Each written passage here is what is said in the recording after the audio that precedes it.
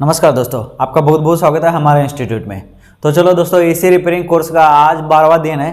तो हम देख रहे हैं कि दोस्तों विंडो एसी इलेक्ट्रिकल सिस्टम के अंतर्गत आने वाले पार्ट, इसके बारे में हम अभी सीख रहे हैं। तो दोस्तों, जो कल का क्लास हो गया उसमें हमने देखा कि इलेक्ट्रिक सिस्टम के जो पार्ट है उसमें कौन से पार्ट कैसे काम करते हैं, हमने कल तक देख लिया। उसमें कल के क्लास में हमने क्या देख लिया दोस्तों, कंप्रेसर क्या काम करता है और वो कैसे चलता है ये भी हमने देख लिया। और दूसरा थर्मोस्टेट, तीसरा स्विंग मोटर, चौथा कैपेसिटर, यहाँ तक हमने कल की क्लास में सीख लिया।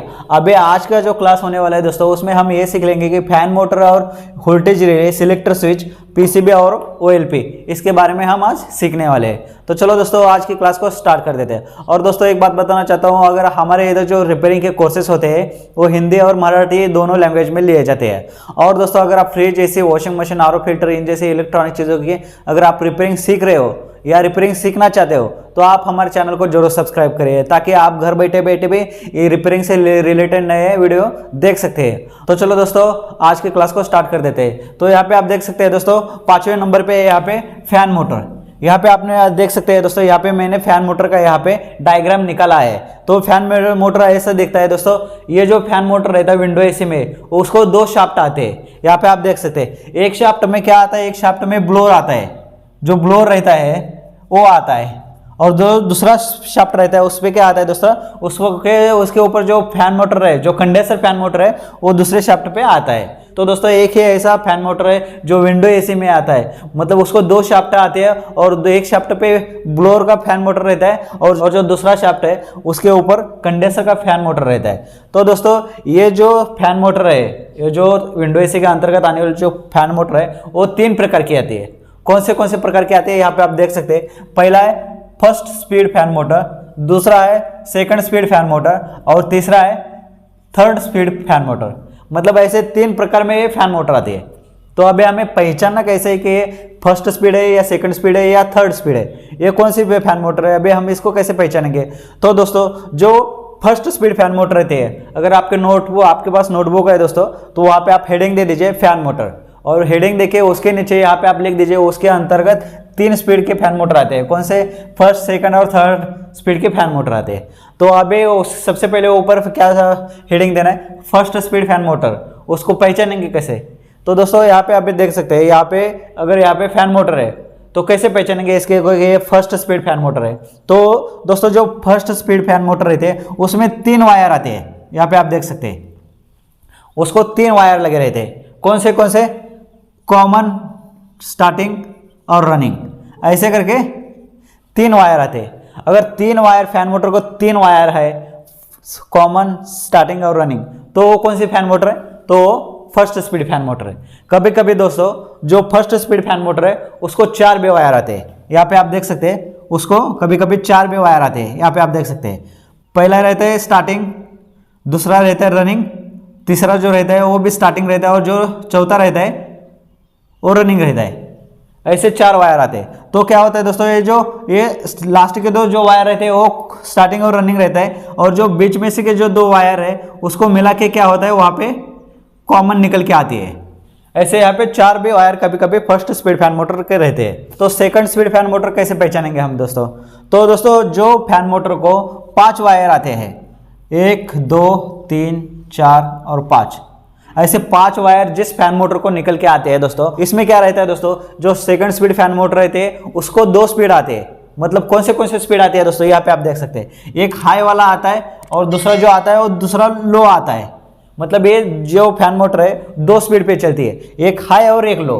और जो बाकी के 3 वायर है उसके, वो किसके लिए आते हैं दोस्तों, जो बाकी के 3 वायर है उसमें से कि एक कॉमन की आती है, और जो 2 वायर है लास्ट के, वो क्या होता है, वो वहाँ पे कैपेसिटर के आते हैं। यहाँ पे ये कैपेसिटर के निकल के आते हैं, जो लास्ट के जो 2 वायर रहते हैं। मतलब दोस्तों, जिस फैन मोटर को 5 वायर आते हैं वो वहाँ पे सेकंड स्पीड फैन मोटर के रहते हैं। और उसमें ये जो फैन मोटर कौन से स्पीड पे चलते हैं, एक हाई और एक लो, ऐसे 2 स्पीड पे ये फैन मोटर चलती है।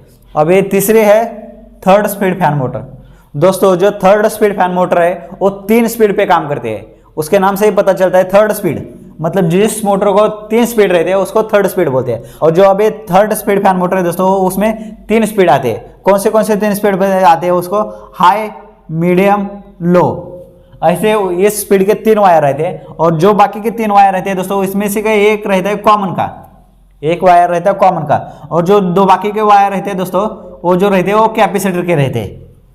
तो उसका सिंबल ऐसे आता है दोस्तों, आपको पता है, तो इसका सिंबल ऐसे आता है दोस्तों, जो कैपेसिटर के वायर रहते हैं उसका सिंबल ऐसे रहता है। इसमें 6 वायर आते हैं, तो हमें कैसे पता चलेगा कि इसमें 6 वायर कौन से हाई के, कौन सी मीडियम के और कौन सी लो के और कौन सी कॉमन के, ये हमें कैसे पता चलेगा दोस्तों कि इसमें वायर कौन सी वायर किस में लगाई जाए। तो वहाँ पे दोस्तों जो स्टिकर आता है इस फैन मोटर के ऊपर, तो उस पर सब लिखा होता है। मतलब अगर ब्लू कलर की वायर है, अगर वो हाई के लिए है तो उसके ऊपर ऐसा लिखा जाता है ब्लू हाई। अगर व्हाइट कलर की है वायर तो उसके सामने अगर लिखा जाएगा यम मतलब मीडियम। जो येलो कलर की वायर है वो रहेगी लो के लिए, तो उसके सामने ऐसा येलो लिख के यहाँ पे यल लिखा जाएगा। और जो कॉमन के वायर है वो कॉमन के वायर के लिए अगर ब्लैक दिया जाता है तो यहाँ पे कॉमन करके लिखा जाएगा। और अगर कैपेसिटर के लिए दोस्तों रेड और ग्रीन दिया जाएगा तो उसके लिए यहाँ पे कैपेसिटर करके लिखा जाएगा। इस तरह से दोस्तों यहाँ पे जो स्टिकर दिया जाता है फैन मोटर के ऊपर, तो उसके ऊपर सब यहाँ पे डिटेल्स दिए जाते हैं। तो इस तरह से दोस्तों ये फैन स्पीड मोटर हमें पहचान सकते हैं कि कौन सी स्पीड की फैन मोटर है और वो काम करते करते और वो काम कैसे करते हैं यह भी हमने देख लिया। तो जो आपके पास नोटबुक है दोस्तों, आप वहाँ पे आप फैन मोटर का हेडिंग डाल के यहाँ पे आप लिख सकते हैं। उसमें 3 स्पीड की फैन मोटर आती है और हर एक फैन स्पीड मोटर को कैसे पहचानेंगे ये भी आप उसके में नीचे लिख दीजिए। फर्स्ट स्पीड फैन मोटर को यहाँ पे 3 या 4 वायर आते हैं, सेकंड स्पीड फैन मोटर को यहाँ पे दोस्तों 5 वायर आते हैं, और जो थर्ड स्पीड फैन मोटर है उसको 6 वायर आते हैं। और जो सेकंड स्पीड फैन मोटर है वो 2 स्पीड पे चलती है, हाई और लो। और जो थर्ड स्पीड फैन मोटर है वो 3 स्पीड पे चलती है, हाई, मीडियम और लो। इस तरह से हम दोस्तों इस मोटर को पहचान सकते हैं। तो चलो दोस्तों अभी देखते हैं 6 नंबर का वोल्टेज रिले। दोस्तों जो वोल्टेज रिले रहता है उसमें 4 पॉइंट आते हैं। यहाँ पे आप देख सकते हैं, इसका मैंने यहाँ पे डायग्राम निकाला है। वोल्टेज रिले रहता है कैसे दोस्तों, ब्लैक कलर का रहता है और यहाँ पे उसको 4 पॉइंट आते हैं। उस पॉइंट के अंदर यहाँ पे नंबर दिए जाते हैं, 1 नंबर का, 2 नंबर का, 5 नंबर का और 4 नंबर का। दोस्तों जहाँ पे स्टार्टिंग और रनिंग दोनों कैपेसिटर आते हैं जिस एसी में, वहाँ पे ये वोल्टेज रिले यूज होता है। और दोस्तों ये वोल्टेज रिले करता क्या है दोस्तों, ये जो इलेक्ट्रिकल सिस्टम है उसको पूरे कंट्रोल करता है। ये जो रिले है उसको पूरा कंट्रोल करता है। मतलब जो फैन मोटर रहता है, फैन मोटर या कंप्रेसर रहता है, उसको इस रिले से होके क्या जो सप्लाई जाता है इस रिले से चला जाता है। इसका वायरिंग भी मैं बाद में आपको समझा दूंगा दोस्तों, लेकिन अभी आप शॉर्टकट में समझ सकते हो कि वोल्टेज रिले किस लिए यूज होता है। तो यहाँ पे 6 नंबर का जो वोल्टेज रिले है उसका हेडिंग दे दीजिए और उसके नीचे उसका कार्य लिख दीजिए कि वो किस काम के लिए आता है। दोस्तों जहाँ पे जिस एसी में स्टार्टिंग और रनिंग कैपेसिटर दोनों कैपेसिटर जहाँ पे यूज़ किया जाता है वहाँ पे ये वोल्टेज रिले यूज़ होता है। और दोस्तों ये वोल्टेज रिले का काम क्या है दोस्तों, ये वोल्टेज रिले जो कंप्रेसर और जो फैन मोटर है, मतलब जो इलेक्ट्रिकल जो पार्ट आते हैं एसी के अंतर्गत, उसको ये वोल्टेज रिले कंट्रोल करता है। 7वें नंबर पे है सिलेक्टर स्विच। दोस्तों यहाँ पे आप देख सकते हैं सिलेक्टर स्विच का मैंने यहाँ पे डायग्राम निकाला हुआ है। तो दोस्तों यहाँ पे आप 2 देख सकते हैं सिलेक्टर स्विच। तो यहाँ पे दोस्तों 2 टाइप में जो सिलेक्टर स्विच आते हैं 2 टाइप में आते हैं। कौन सा टाइप रहता है दोस्तों उसका, एक रहता है एक 5 पिने वाला रहता है, एक 5 पिने वाला जो सिलेक्टर स्विच रहता है, और जो दूसरा रहता है वो 6 पिने वाला सिलेक्टर स्विच रहता है। यहाँ पे आप देख सकते हैं दोस्तों, यहाँ पे जो 5 पिने वाला जो डायग्राम है यहाँ पे सिलेक्टर स्विच का, इसमें 5 पिने आते हैं, 1 2 3 4 5। और जो 6 नंबर का जो सिलेक्टर स्विच है जो 6 पिन वाला, उसमें 6 पिन आते हैं, 1 2 3 4 5 6। इस तरह से आप पहचान सकते हैं दोस्तों, एक 6 पिने वाला और एक 5 पिने वाला। अब ये 5 पिने वाला कहाँ पे यूज होता है और 6 पिन वाला सिलेक्टर स्विच कहाँ पे यूज होता है। तो अभी आपने देख लिया कि दोस्तों जो फैन मोटर रहती है 3 स्पीड में आती है, एक फर्स्ट स्पीड, सेकंड स्पीड और थर्ड स्पीड। तो जहाँ पे दोस्तों फैन मोटर सेकंड स्पीड की यूज होती है, सेकंड स्पीड की जो फैन मोटर रहती है दोस्तों, वहाँ पे ये 5 पिन वाला सिलेक्टर स्विच आता है।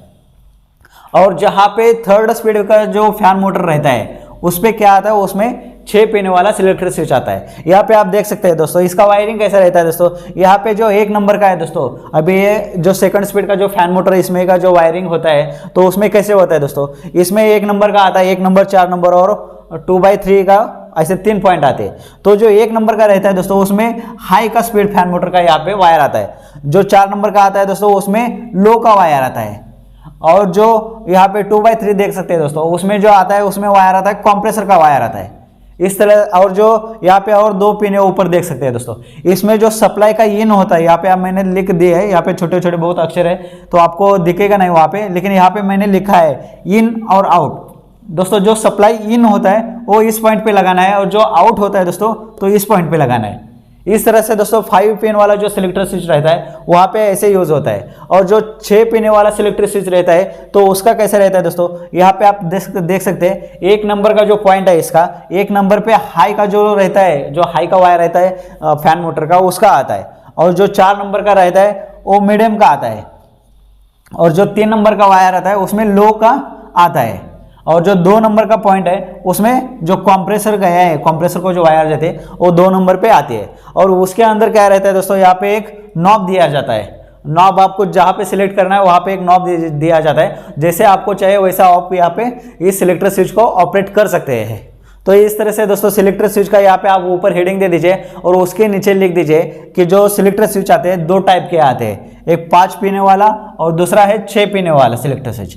और जहाँ पे सेकंड स्पीड की फैन मोटर आती है वहाँ पे 5 पीने वाला सिलेक्टर स्विच आता है, और जो थर्ड स्पीड फैन मोटर का यूज होता है वहाँ पे 6 नंबर के जो 6 पॉइंट के जो सिलेक्टर स्विच है वहाँ पे आता है। तो 8वें नंबर पे है पीसीबी। पीसीबी का लॉन्ग फॉर्म क्या है दोस्तों, पीसीबी मतलब प्रिंटेड सर्किट बोर्ड। यहाँ पे इसका लॉन्ग फॉर्म क्या है, पीसीबी का प्रिंटेड सर्किट बोर्ड। तो दोस्तों जहाँ पे पीसीबी यूज होता है वहाँ पे वो जो एसी रहते हैं उस एसी को रिमोट से चलाया जाता है, वहाँ पे सिलेक्टर स्विच नहीं होता है। यानी कि आपको कुछ भी हाथ से वहाँ पे बटन नहीं घुमाना नहीं पड़ता है, उसमें कुछ नॉब घुमाने की जरूरत नहीं पड़ती है। आपके पास जो रिमोट दिया जाता है वहाँ से रिमोट से आप एसी को कंट्रोल कर सकते हैं, अगर जहाँ पे जिस एसी में पीसीबी रहता है उस एसी में। और दोस्तों एक बात बताना चाहता हूँ, जहाँ पे पीसीबी यूज होता है वहाँ पे सिलेक्टर स्विच नहीं आता है, और जहाँ पे सिलेक्टर स्विच लगाया जाता है एसी में वहाँ पे पीसीबी नहीं आता है। तो दोनों का मतलब समझ सकते हो, ये जो सिलेक्टर स्विच है उसको आपको हाथ से ऑपरेट करना पड़ता है उस एसी को, और जहाँ पे पीसीबी है, जहाँ पे पीसीबी है वहाँ पे आपको क्या आएगा, वो रिमोट कंट्रोल आएगा, उस रिमोट से आप एसी को कंट्रोल कर सकते हैं। पीसीबी का काम क्या है दोस्तों, पीसीबी का काम क्या है कि एसी को, पूरे एसी को, इलेक्ट्रिक सिस्टम को पूरा कंट्रोल करना, ये पीसीबी का काम रहता है। तो दोस्तों 90 नंबर पे है यहाँ पे ओएलपी। तो ओएलपी का लॉन्ग फॉर्म क्या है दोस्तों, ओवरलोड प्रोटेक्टर। यानी कि जो कंप्रेसर दिया जाता है वो कंप्रेसर के पास यहाँ पे जो कॉमन, स्टार्टिंग और रनिंग ऐसे 3 जो पॉइंट रहते हैं दोस्तों, कॉमन, स्टार्टिंग और रनिंग, वहाँ पे ये जो ओएलपी है वहाँ पे साइड में लगाया जाता है। ये ऐसे गोल साइज का रहता है दोस्तों, और जो सप्लाई की जो वायर आती है तो उसमें एक लगाई जाती है, और इसकी जो वायर है वो कॉमन को लगाई जाती है। और दोस्तों ये काम क्या करता है दोस्तों, ये ओवरलोड प्रोटेक्टर जो ओएलपी काम क्या करता है दोस्तों, अगर कंप्रेसर ज़्यादा गर्म हो जाता है, ज़्यादा हीट हो जाता है, तो ये ओएलपी क्या करेगा, जो सप्लाई है, सप्लाई जो आगे भेजता है उसको बंद कर देगा, एक कट कर देगा, यहाँ से सप्लाई आगे नहीं भेजेगा।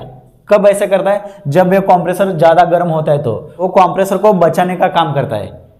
ओवरलोड प्रोटेक्टर का काम क्या है दोस्तों, कंप्रेसर को बचाना। ओएलपी का हेडिंग दे दीजिए और उसका जो कार्य है वो नीचे लिख दीजिए।